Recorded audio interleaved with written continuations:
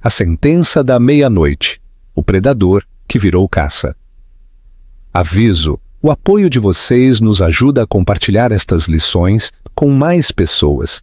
Se você adora histórias de karma instantâneo, inscreva-se no canal e ative o sininho para não perder nada. Por favor, deixe seu gostei e seus comentários. Prontos para conhecer o predador que se transformou em presa? Vamos lá. O estouro da rolha de champanhe ecoou como um tiro no terraço. Bruno Terra ergueu sua taça, rindo enquanto observava a cidade de São Paulo. Ele havia feito o impossível. Não apenas havia se divorciado de Elisa, mas a tinha destruído. Ficou com a mansão, as ações e a reputação, deixando-a com nada além de uma mala e um adeus silencioso. Ele se considerava o predador alfa, pensava que havia vencido o jogo da vida. Mas Bruno cometeu um erro de cálculo fatal. Ele se esqueceu de quem era o pai de Elisa. Ele pensava que Marcos Silveira era apenas um velho aposentado em uma cadeira de rodas. Ele não sabia que Marcos era o homem que era dono do tabuleiro de xadrez em que Bruno estava pisando. E o jogo estava apenas começando. As luzes fluorescentes da sala do Tribunal Superior de Justiça de São Paulo zumbiam com um ruído irritante, mas para Bruno Terra soava como um coro de anjos. Ele ajeitou sua gravata de seda, uma charvet feita sob medida, que custava mais do que o carro da maioria das pessoas, e sorriu para a mulher sentada à mesa oposta, Elisa. Ela parecia pequena. Essa era a única maneira de descrevê-la. Usava um vestido cinza simples que já tinha visto dias melhores. Suas mãos estavam cruzadas no colo. Ela não estava chorando, não estava gritando, estava apenas ali, um fantasma na máquina da ascensão gloriosa de Bruno. Senhor Terra, declarou o juiz olhando por cima dos óculos. Dado o acordo pré-nupcial, assinado em 2014, e as evidências quanto à falta de contribuição da senhora Terra para o conglomerado Tec Terra, o tribunal decide a favor do requerente. Bruno soltou uma respiração que não sabia que estava prendendo. Seu advogado, um tubarão chamado Sebastião Costa, do escritório Vasconcelos e Costa, deu-lhe um aceno sutil. Eles conseguiram. Eles argumentaram com sucesso que Elisa, a mulher que o apoiou quando ele estava programando em uma garagem, a mulher que criou seus 2 filhos enquanto ele dormia 4 horas por noite no escritório, era essencialmente uma invasora em seu império. A casa conjugal no Morumbi, continuou o juiz, juntamente com a custódia principal dos investimentos e do portfólio de patentes, permanecerá na posse do senhor Terra. À senhora Terra é concedido um pagamento de pensão alimentícia de 50 mil reais e seus efeitos pessoais. 50 mil, mas era um insulto, era menos do que Bruno gastava em vinho em um trimestre. Bruno se virou para olhar para Elisa, esperando devastação. Ele queria ver as lágrimas, ele queria ver o arrependimento. Afinal, ela era a que havia se tornado chata. Ela era a que se recusava a ir a festas de gala, preferindo ler livros no jardim. Ela era a que não se encaixava em sua nova estética como CEO da empresa de logística mais rapidamente em crescimento do Sudeste. Ele precisava de uma supermodelo em seu braço, não de uma bibliotecária. Mas Elisa não chorou. Ela se levantou lentamente. Seus olhos, geralmente de um quente castanho claro, estavam opacos e escuros. Ela olhou para o juiz, assentiu respeitosamente e então dirigiu seu olhar para Bruno. Não era um olhar de graça. Era um olhar de pena. Você está feliz, Bruno? Ela perguntou suavemente. Sua voz não tremia. Estava assustadoramente firme. Estou livre, Elisa! Bruno zombou alto o suficiente para fazer seu advogado rir. Finalmente estou livre do peso morto. Peso morto, ela repetiu, saboreando as palavras. Tudo bem, se é essa a narrativa que você escolhe. Ela pegou sua bolsa. Não vou contestar a decisão. Eu só quero o velho jogo de xadrez do meu pai, aquele que fica no escritório. Bruno riu. A velha caixa de madeira? Leve. Cheira a naftalina de qualquer maneira. Apenas saia da casa antes do meio-dia de amanhã. Lúcia se muda na sexta-feira e eu não quero que sua energia deprimente persista na suíte principal. A menção de Lúcia, sua diretora de marketing de 24 anos, foi a volta final. Ele esperou pela explosão. Elisa apenas assentiu. Adeus, Bruno. Ela se virou e saiu do tribunal. Enquanto a pesada porta de carvalho se fechava atrás dela, Bruno sentiu uma onda de adrenalina. Ele bateu as mãos com Sebastião. Vitória total, meu irmão. Sebastião sorriu. Eu te disse, o acordo pré-nupcial é blindado, nós a esmagamos. Ela nem sequer lutou. Refletiu Bruno, sentindo uma leve pontada de decepção. Foi muito fácil. Ela sabe que está derrotada, disse Sebastião, guardando sua pasta. Ela é uma Silveira, claro, mas os Silveira não são relevantes desde que a indústria madeireira entrou em crise nos anos 90. O pai dela é apenas um inválido vivendo em um asilo em Minas Gerais. Você é o dinheiro novo, Bruno. Você é o rei agora. Bruno saiu do tribunal para o sol forte de São Paulo. Os paparazzi estavam lá, avisados por sua própria equipe de relações públicas. Ele lançou um sorriso deslumbrante, a imagem viva do solteiro bilionário elegível. Ele pegou o telefone e ligou para Lúcia. Arrume suas malas, gata, disse sua voz, pingando arrogância. Nós vencemos, é tudo nosso. Ele não notou o sedã preto estacionado do outro lado da rua. Não notou a janela abaixada alguns centímetros, nem a câmera de lente longa que tirou uma única foto de seu sorriso triunfante. E ele certamente não sabia que a foto não era para os tabloides. Era para um dossiê. Aqui fica a minha pergunta para vocês. Vocês acham que Elisa deveria ter lutado no tribunal ou a retirada dela foi um sinal de algo maior? Comentem e me digam o que pensam. A visita inesperada. A festa 3 dias depois foi obscena. Bruno havia transformado a mansão do Morumbi, uma vasta propriedade de frente para o mar, que Elisa passou 5 anos decorando com amor, em uma discoteca. Os sutis tons bege e os móveis antigos que Elisa amava se foram substituídos por arte neon chamativa e sofás de couro branco. O grave da música batia nas paredes de vidro, fazendo o chão vibrar. O champanhe corria como água. A elite de São Paulo estava lá. Seus tech bros, capitalistas de risco, modelos do Instagram e aduladores desesperados para estar perto da aura de sucesso de Bruno.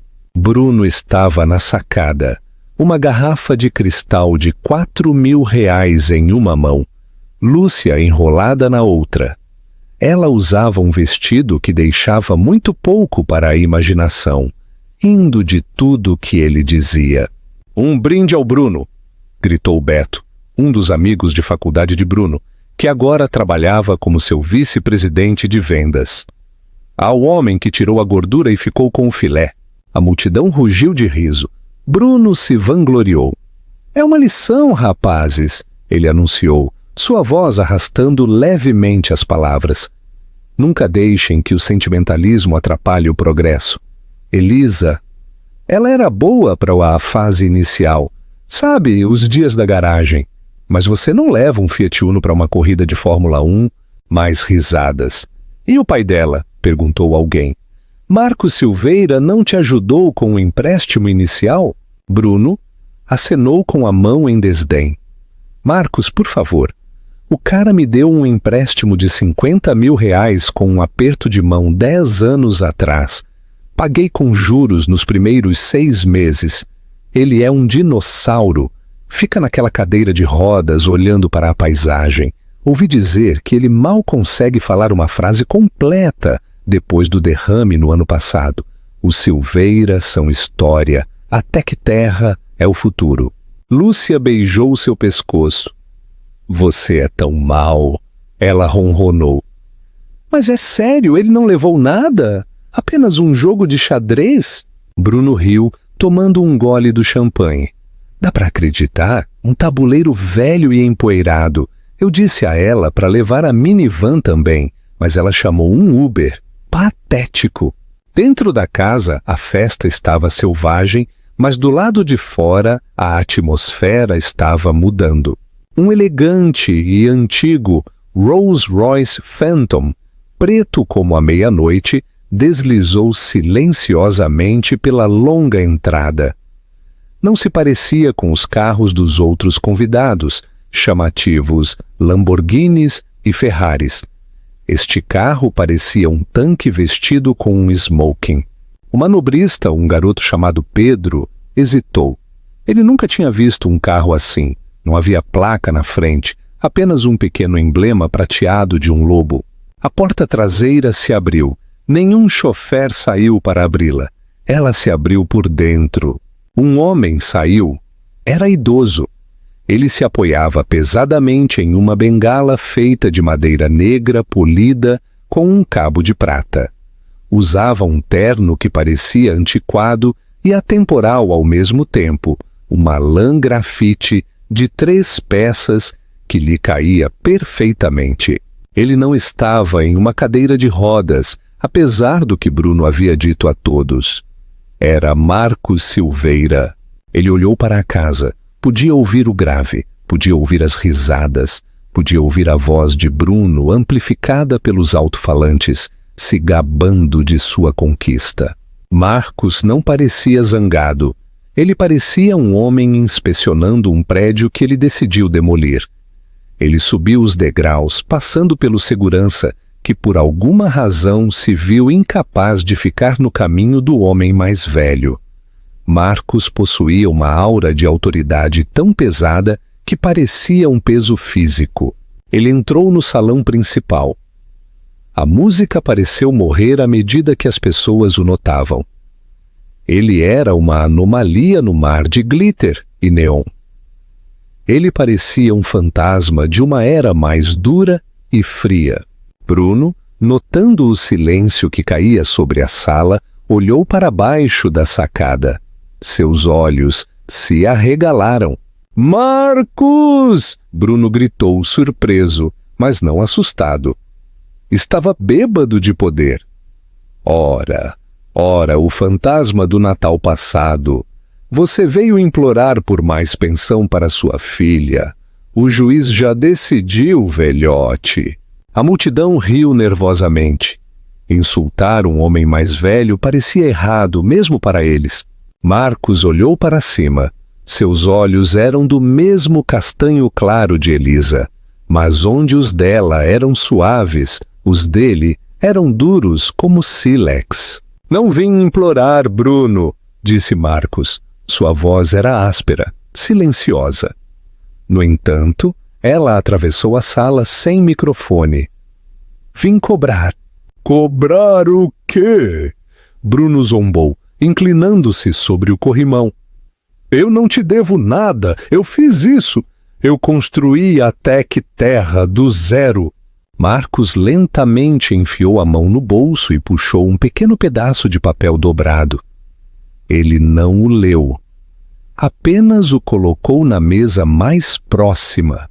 Você não construiu nada, disse Marcos calmamente. Você montou as peças que eu te dei. Você jogou a mão que eu te distribuí.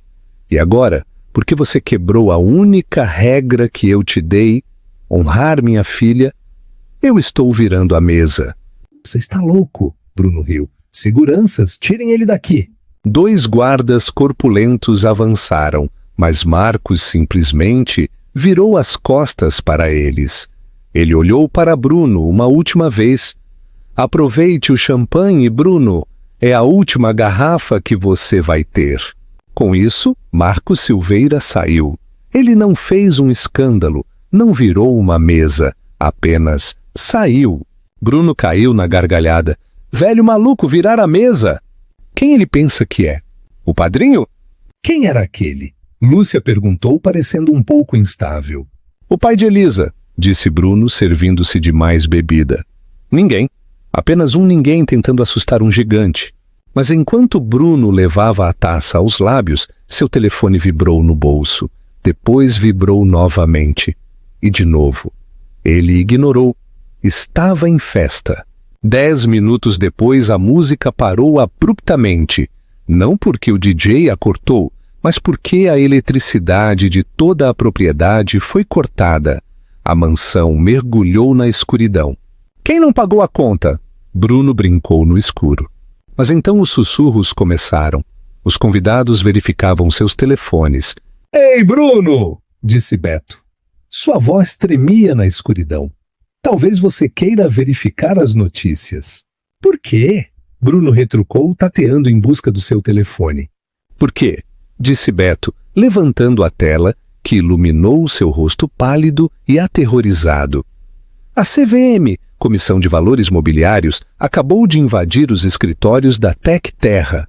E Bruno, o banco acabou de congelar as contas da empresa. Bruno congelou. O quê? Qual é, Beto? Beto engoliu em seco. Verifique o preço das ações. Bruno desbloqueou o telefone. Abriu seu aplicativo de trading.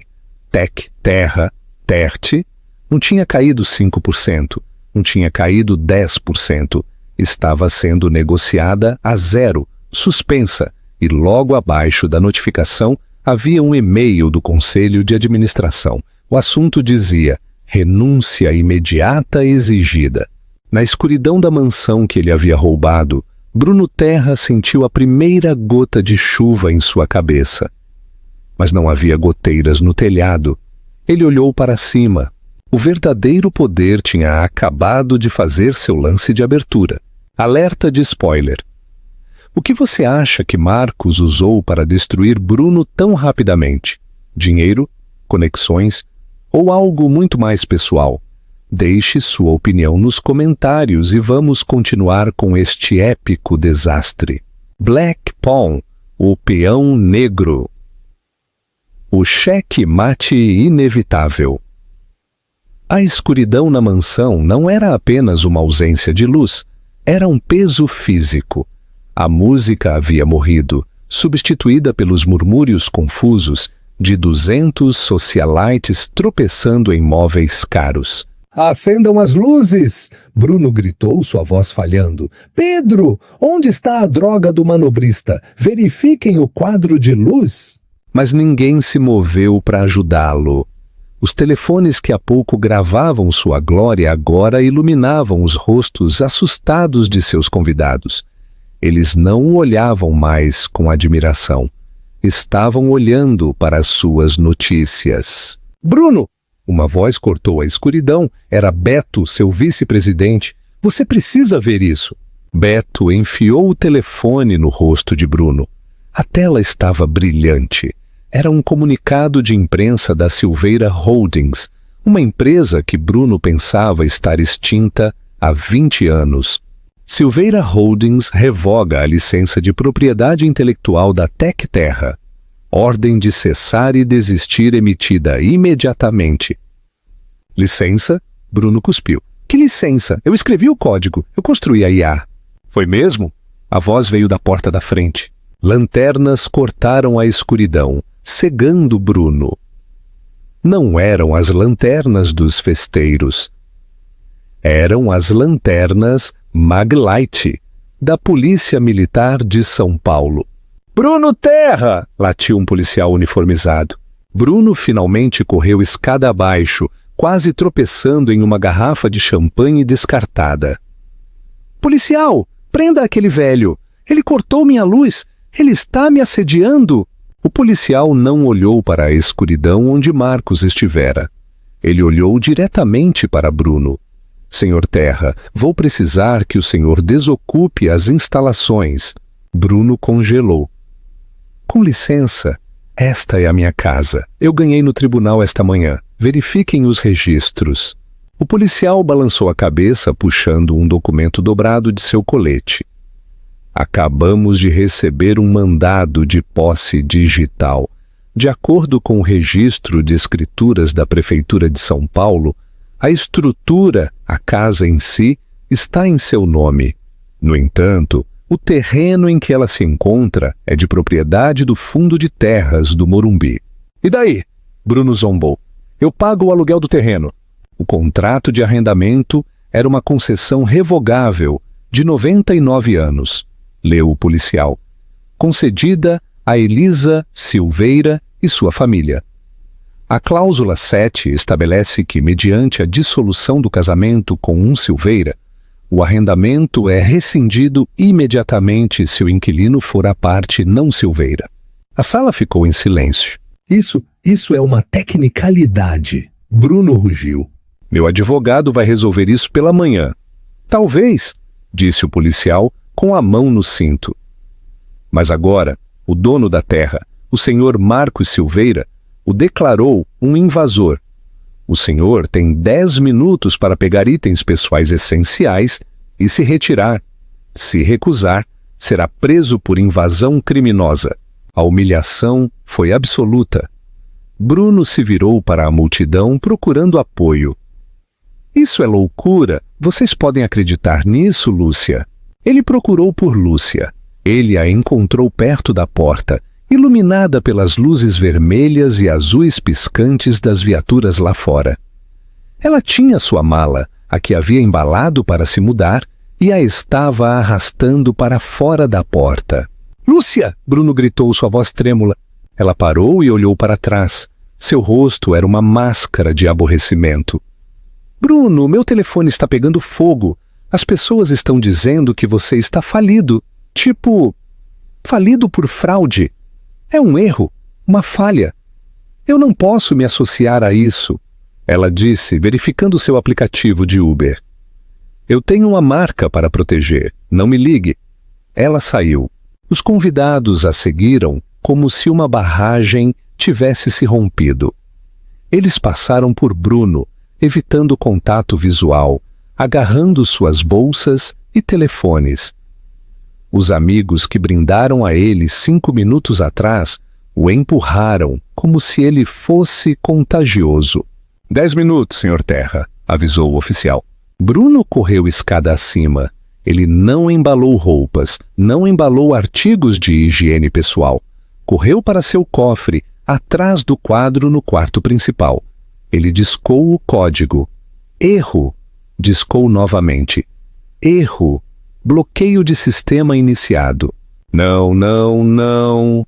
Bruno socou a parede. O cofre era tecnologia inteligente. Tecnologia inteligente da Tec Terra.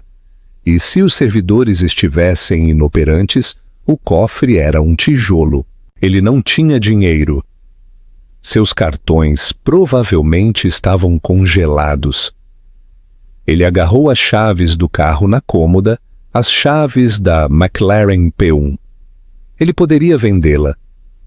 Valia 1 milhão facilmente. Ele desceu correndo as escadas, ignorando a polícia, e saiu pela porta da frente. A chuva caía forte agora, um clássico dilúvio paulistano. Ele correu para a garagem, onde o manobrista havia estacionado o superesportivo. Ele apertou o botão de destrancar. As luzes piscaram. Ele agarrou a maçaneta, mas antes que pudesse abrir a porta, um guincho recuou na entrada, bloqueando-o. Ei! Bruno gritou. Fique longe do meu carro! O motorista do guincho saltou segurando uma prancheta. Ordem de apreensão, Banco Santander, pagamento em atraso. Atrasado? Eu estou em débito automático. O banco congelou a conta, meu amigo. A cláusula de inadimplência entra em vigor instantaneamente. Saia do veículo. Bruno ficou na chuva, seu smoking encharcando, seu cabelo grudado no crânio. Ele observou seus convidados irem embora em seus carros quentes. Ele observou o guincho engatar sua McLaren. Ele observou o policial parado perto da porta, esperando para fechá-la atrás dele. Ele não tinha nada, nenhuma casa, nenhum carro, nenhuma namorada, nenhum dinheiro. Ele começou a caminhar. Ele caminhou pela longa e sinuosa entrada da propriedade que pensava possuir. A chuva se misturou com as lágrimas de raiva em seu rosto. Ele chegou ao pé da colina e pegou seu telefone para ligar para Sebastião, seu advogado. Atende, atende, tubarão. Alô, senhor Bruno. A voz de Sebastião atendeu. Ele parecia sem fôlego. Sebastião, resolva isso, processe todos eles, Marcos, a polícia, o banco. Eu quero as cabeças deles em estacas. Bruno, cale a boca e me escute, Sebastião sibilou. O advogado parecia aterrorizado.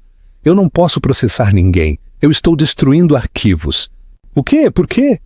Porque Marcos Silveira, ele não apenas retirou o arrendamento da terra, sussurrou Sebastião. Ele acabou de entregar o dossiê Verônica ao PF, Polícia Federal. Bruno, eles sabem sobre o código-fonte roubado, eles sabem sobre as contas offshore, nas Ilhas Cayman, onde você estava escondendo os ativos conjugais, e eles sabem que eu te ajudei a criá-las. Bruno parou de andar. A chuva fria parecia gelo em suas veias. Você está sozinho, Bruno, disse Sebastião. Não entre em contato com este escritório novamente. A linha ficou muda. Bruno Terra ficou parado na beira da estrada sob a chuva torrencial. Os traços de recepção em seu telefone caíam a zero enquanto a bateria morria. Você acha que o karma de Bruno é merecido? E se você fosse Elisa, você se sentiria satisfeita com esta vingança ou daria a ele um tratamento mais suave?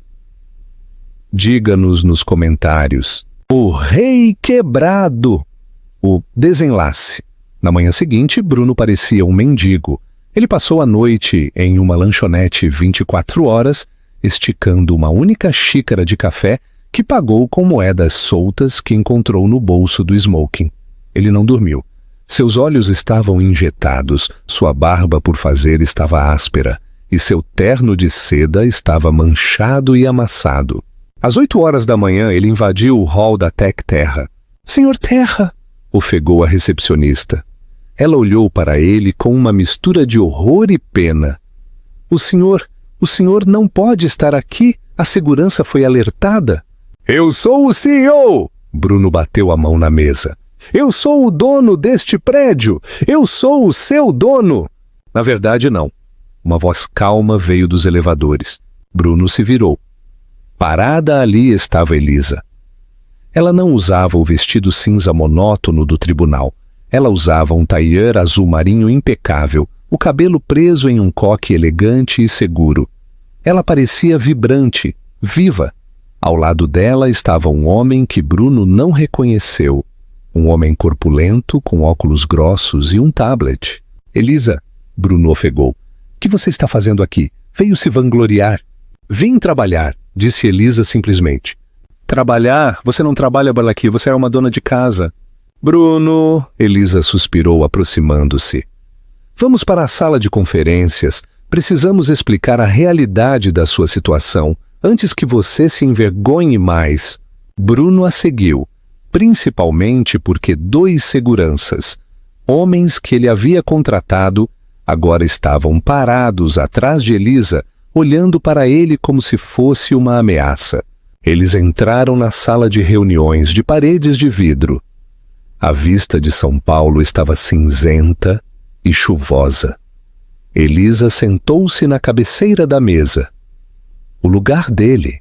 Sente-se, ela ordenou. Bruno se sentou.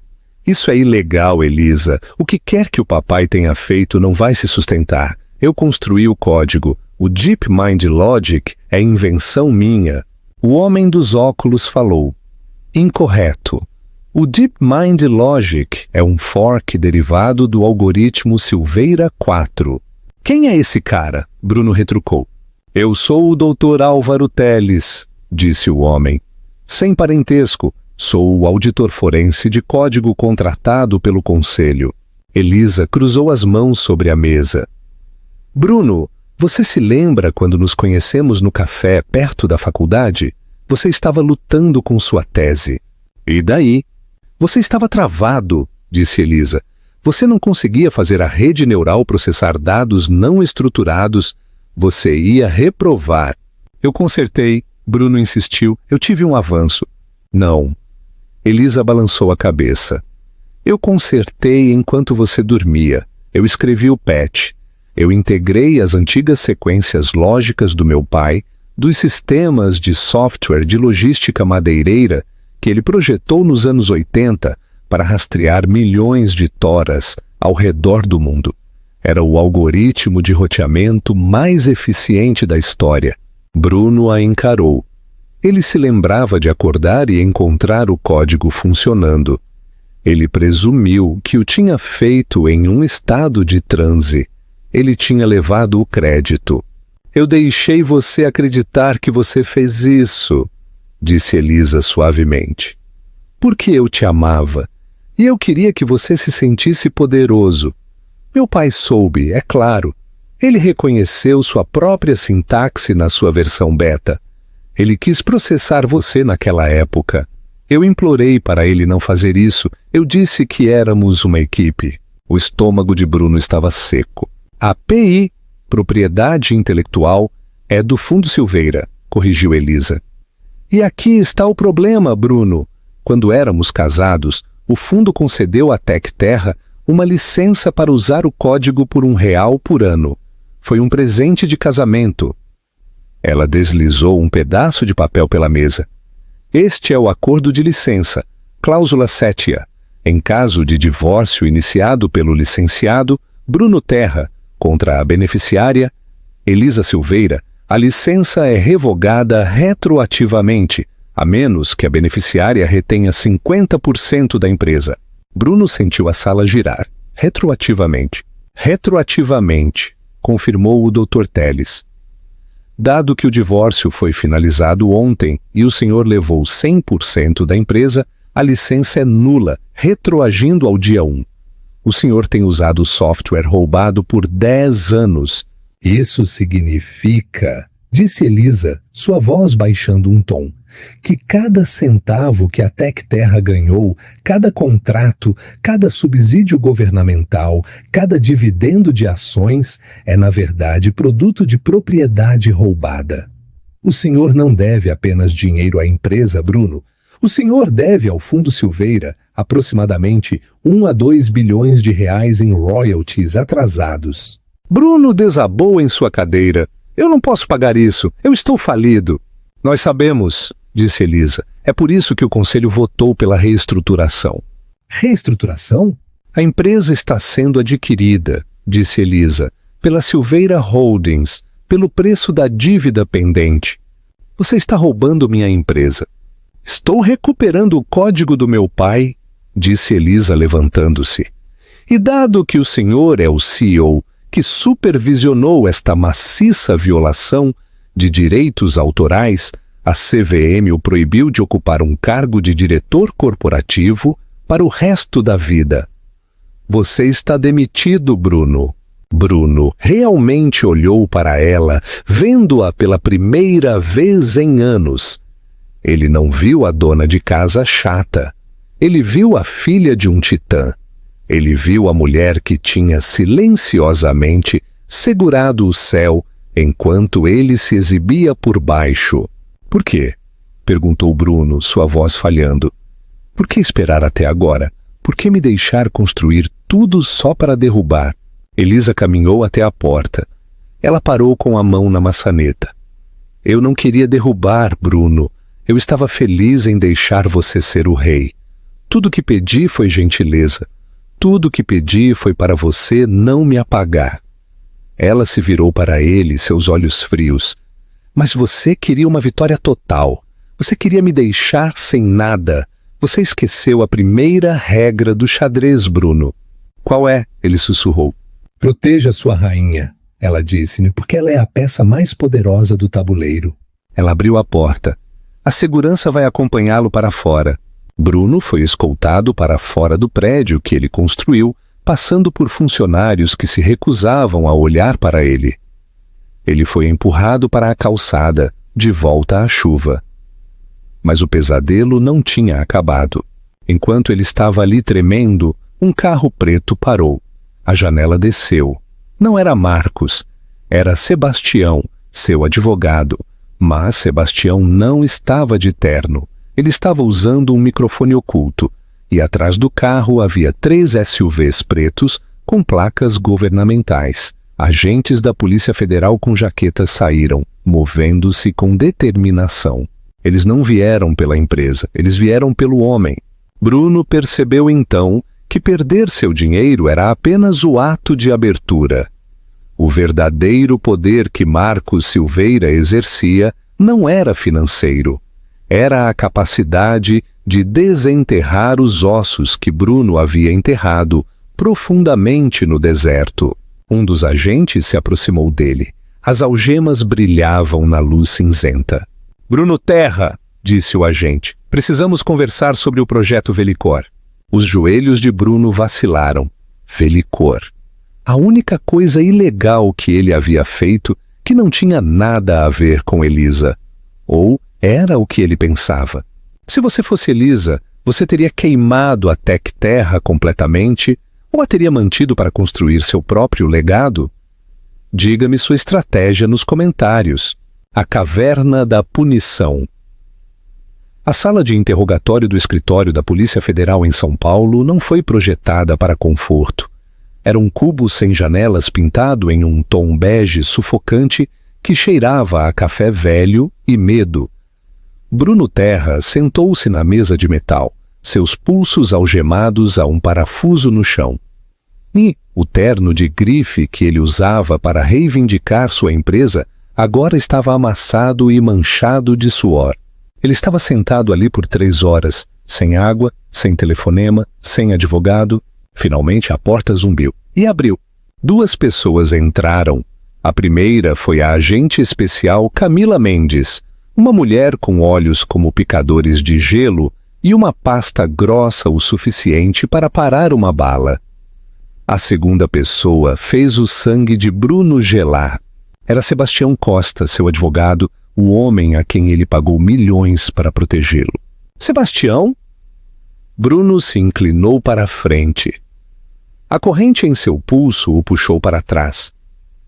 "Graças a Deus, tire-me daqui. Diga a eles quem eu sou. É um mal-entendido sobre direitos de IPI. É um assunto civil?" Sebastião não olhou para ele. Ele puxou uma cadeira de metal e se sentou no lado oposto da mesa, ao lado da agente Mendes. Ele colocou um gravador sobre a mesa. "Sebastião?" Bruno sussurrou. "O senhor Costa não está aqui como seu advogado, senhor Terra", disse a agente Mendes, abrindo o arquivo.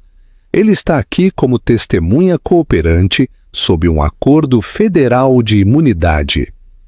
O ar saiu da sala. "Imunidade?" Bruno gaguejou. "Por quê? Nós não fizemos nada ilegal. Nós éramos agressivos, claro, mas... Projeto Velicor." A agente Mendes interrompeu. Ela deslizou uma foto pela mesa. Era uma foto de vigilância granulada de Bruno se encontrando com um homem em um parque.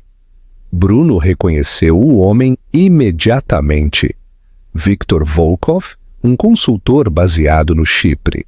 Velicor não era apenas um projeto de otimização de dados, era, Bruno? A agente Mendes perguntou. Era um backdoor. A boca de Bruno secou.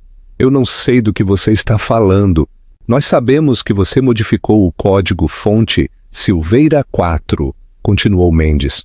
O código de Elisa Silveira foi projetado para logística, para mover mercadorias com eficiência. Mas você o adulterou. Você o transformou em um algoritmo preditivo de comportamento. Você usou os aplicativos de consumidor da Tec Terra para gravar áudio dos telefones dos usuários, mesmo quando os aplicativos estavam fechados. Você colheu palavras-chave, senhas bancárias, detalhes de casos, dados de saúde. Isso é para segmentação de anúncios, Bruno argumentou, sua voz estridente. Todo mundo faz isso. Todo mundo coleta metadados corrigiu Mendes. Nem todo mundo empacota os arquivos de áudio brutos e os vende para corretores de inteligência estrangeiros no Chipre. Isso não é marketing, Bruno. Isso é espionagem. Isso é traição. Bruno olhou para Sebastião. Você contou a eles? Sebastião finalmente olhou para cima. Ele parecia cansado, mas resoluto. Bruno, quando você me disse para criar as contas do Chipre, você disse que era para sonegação de impostos. Eu posso viver com fraude fiscal, mas quando vi os registros de transferência na semana passada, quando vi quem estava nos pagando, eu não pude fazer isso. Eu não vou para a prisão por traição. Covarde! Bruno gritou. Eu paguei sua casa e eu paguei seu barco. E você pagou com dinheiro manchado de sangue, disse Sebastião. Mas aqui está a parte que você não entende, Bruno. Eu não fui à PF primeiro. O quê? Eu fui a Marcos Silveira, explicou Sebastião. Fui a ele há 2 dias. Eu estava apavorado. Pensei que ele me destruiria, mas ele não o fez. Ele olhou para as evidências e me disse exatamente o que fazer. Ele me disse para deixar você ganhar o caso de divórcio. Ele me disse para deixar você dar a festa. Ele queria que você se sentisse intocável. Por quê? Bruno perguntou. Por que esperar? Por quê? A agente Mendes interveio. Marcos Silveira queria ver até onde você iria. Ele te deu a corda, senhor Terra. E o senhor se enforcou. Ela virou uma página no arquivo. O comprador no Chipre, Viktor Volkov. Mendes sorriu. Ele não é inteligência russa. Ele é um ativo da ABIN, Agência Brasileira de Inteligência.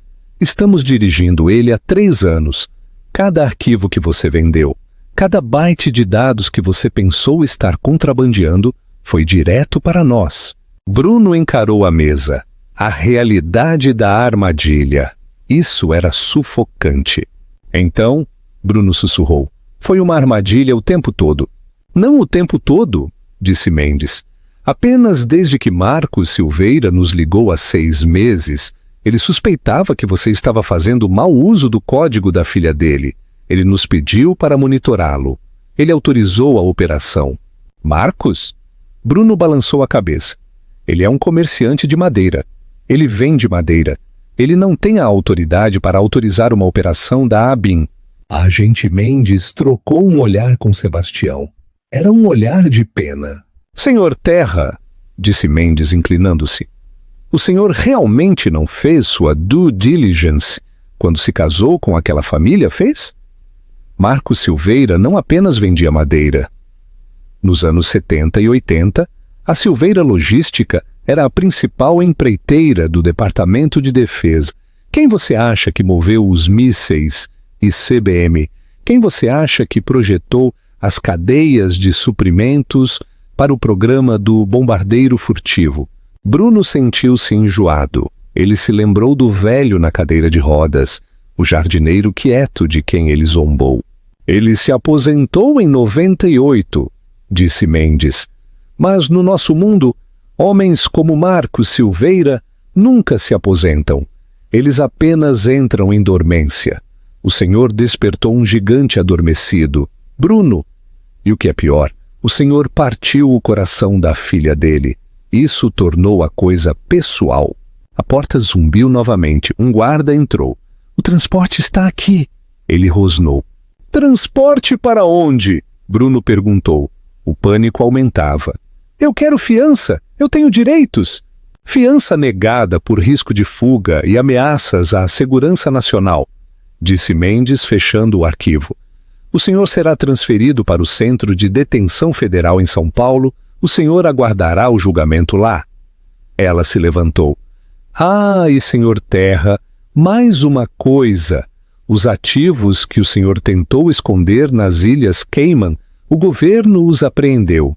Mas as ações da Tec Terra, dado que foram baseadas em PI roubada, foram devolvidas ao licenciante original. Elisa, Bruno sussurrou. É multimilionária novamente, Sebastião acrescentou, levantando-se para sair. E ela já anunciou que vai liquidar a empresa. Ela vai doar todos os lucros para instituições de caridade, de privacidade digital. Ela está queimando tudo, Bruno disse. As lágrimas ardiam em seus olhos. Meu legado! Seu legado, disse Sebastião parando na porta. É uma história de advertência. Chegamos ao ponto sem retorno. Você acha que a agente Mendes ou Sebastião estão mentindo para Bruno sobre alguma coisa? Poderia haver uma traição oculta? Comente suas teorias agora. Black Pawn, o legado do erro. 5 anos é muito tempo no mundo exterior. No mundo da tecnologia, é uma eternidade. Mas, dentro da Instituição Correcional Federal, em Campo Grande, Mato Grosso do Sul, 5 anos são apenas um único dia esticado. Bruno Terra, o homem que um dia afirmou ser dono do futuro, agora era o detento 4P6772. Os ternos italianos feitos sob medida que um dia definiram sua silhueta foram substituídos por uniformes caqui que cheiravam a detergente industrial e desespero. As mãos que uma vez assinaram contratos multimilionários agora passavam 6 horas por dia classificando livros de bolso na biblioteca da prisão. Era uma terça-feira de novembro, um dia cinzento e chuvoso que combinava com a cor das paredes de concreto. Bruno empurrava seu carrinho pelo corredor da seção de ficção, endireitando as lombadas de thrillers com orelhas dobradas. Ele havia se tornado obcecado pela biblioteca. Era a única coisa que restava no mundo que ele podia controlar. Se um livro estivesse fora do lugar, ele o consertava. Era uma sombra patética do controle que ele um dia exerceu, mas era tudo que ele tinha. Terra! Um guarda grunhiu da porta. Era o oficial Silas, um homem que se deliciava em lembrar aos ex-executivos de colarinho branco que eles estavam agora no fundo da cadeia alimentar. Chegou a caixa de doações da campanha de caridade de Curitiba, disse Silas, chutando uma caixa de papelão pelo chão de linóleo. Classifique isso e não seja pego lendo as coisas boas. Bruno assentiu em silêncio. Ele não discutia mais. O Bruno que gritava com manobristas e menosprezava garçons havia morrido em algum momento de seu 3º mês em confinamento solitário. Ele sentou-se em um banquinho de plástico e começou a abrir a caixa. Era a sucata usual. Romances com capas rasgadas, enciclopédias desatualizadas e uma pilha de revistas de meses. Ele folheou a pilha de revistas, jogando-as em montes. National Geographic, Seleções, Forbes. Ele parou na Forbes.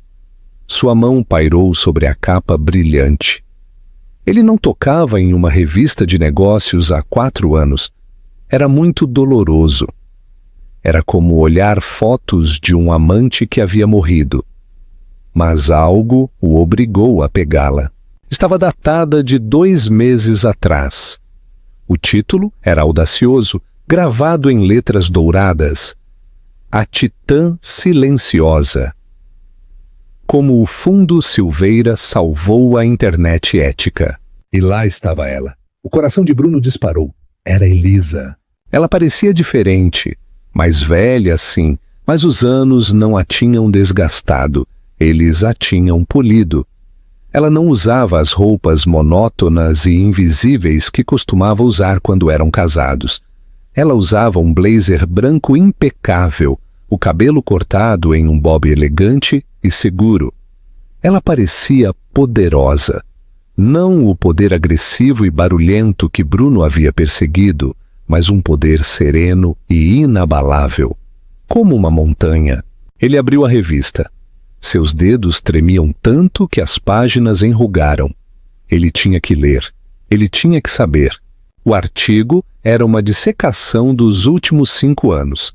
Detalhava como Elisa Silveira havia pegado os restos da Tec Terra, Uma empresa marcada como uma fábrica de spyware e a havia desmantelado.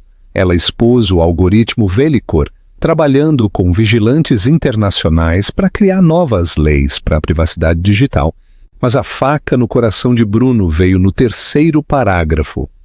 Enquanto o fundador desgraçado, Bruno Terra, cumpre uma sentença de 12 anos por espionagem e fraude, sua ex-esposa emergiu como o verdadeiro gênio por trás do código.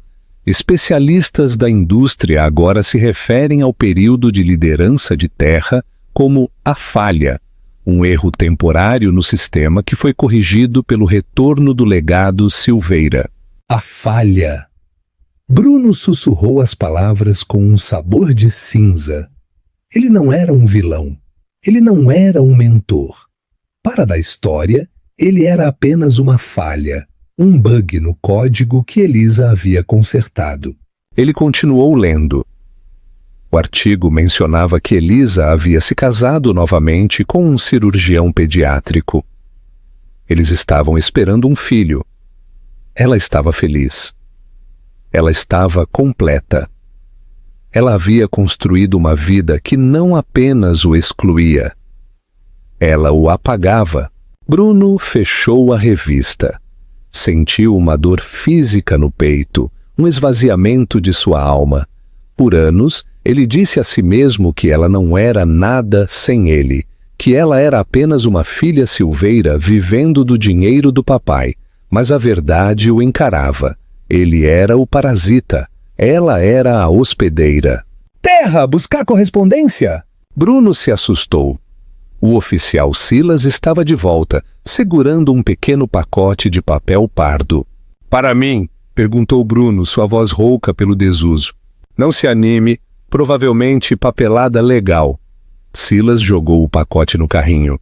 Apagar as luzes em 20. Bruno levou o pacote para sua cela.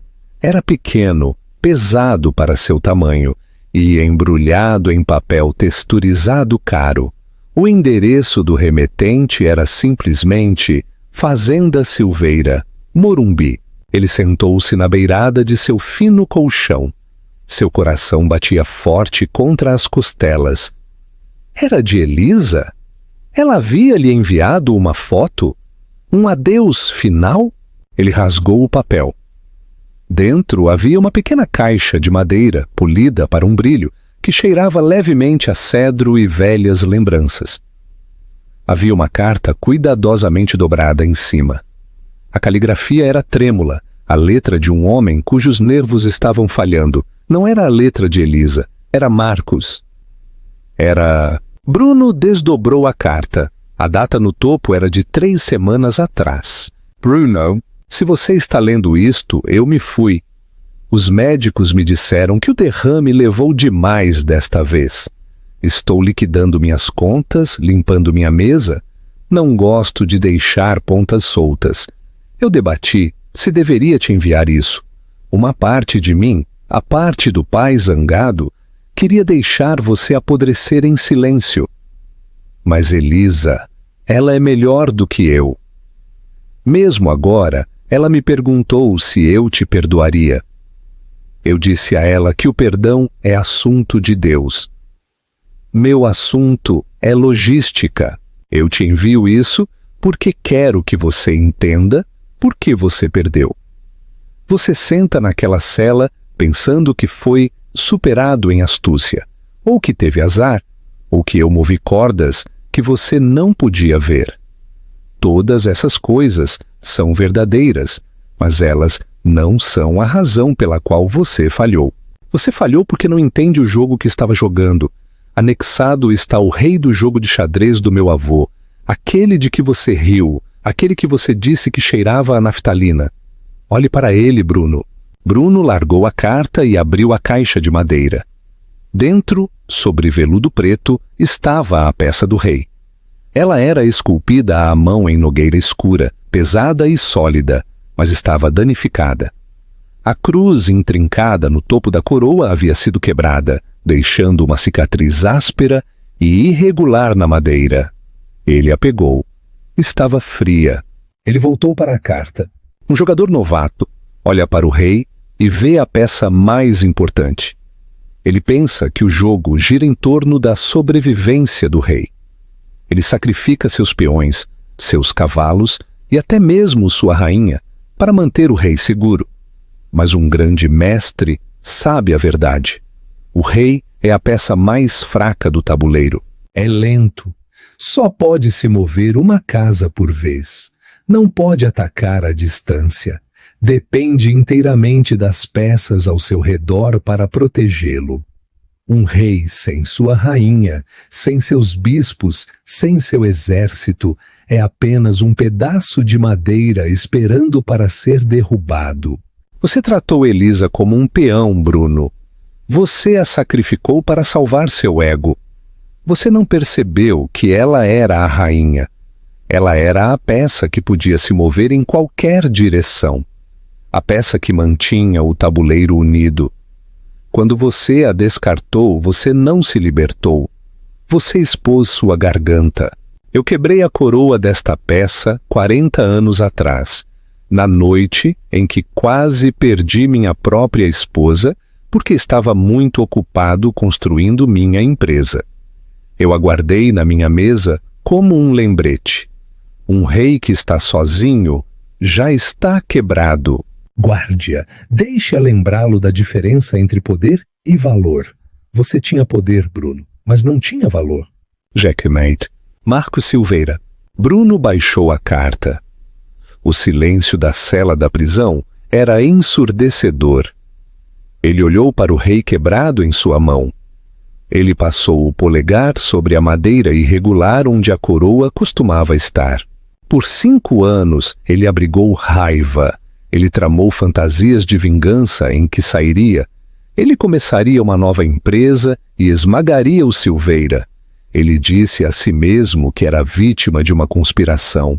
Mas à medida que as palavras do velho moribundo penetravam, a raiva evaporou, deixando apenas uma clareza fria e dura. Ele viu a sala do tribunal novamente. Viu o rosto de Elisa, não zangado, mas compassivo. Ela não estava olhando para um magnata poderoso. Ela estava olhando para um rei indefeso que acabara de mandar seu exército embora. Ele se gabou de vencer o divórcio. Ele se gabou de ficar com a casa. Ele deu uma festa no precipício de sua própria destruição, bebendo champanhe enquanto o chão sob ele desmoronava. Bruno se levantou. Ele caminhou até o pequeno espelho de aço polido aparafusado na parede acima de sua pia.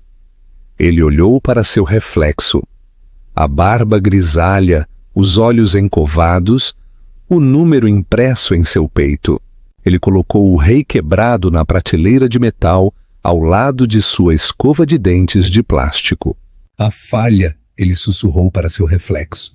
As luzes do bloco de celas piscaram, um zumbido de aviso que sinalizava o recolhimento noturno. As pesadas portas de aço das celas distantes começaram a bater, uma por uma, um estrondo rítmico que soava como um martelo caindo de novo e de novo. Bruno não desviou o olhar da peça de xadrez. Era a única herança que ele jamais receberia. Era a única verdade que lhe havia sido dita. Ele se sentou novamente em sua cama, cruzou as mãos e esperou que a escuridão o levasse. O jogo havia acabado e é aí que a história de Bruno Terra termina. Ele passou a vida tentando se tornar um rei, apenas para perceber tarde demais que um rei sem rainha é apenas um alvo. Você acha que a lição final de Marcos com a peça de xadrez foi um ato de crueldade ou foi o ato de misericórdia definitivo, dando a Bruno a verdade que ele precisava ouvir? E se você fosse Elisa, você o teria perdoado? Ou ela fez a coisa certa em apagá-lo completamente? Deixe-me saber sua opinião nos comentários.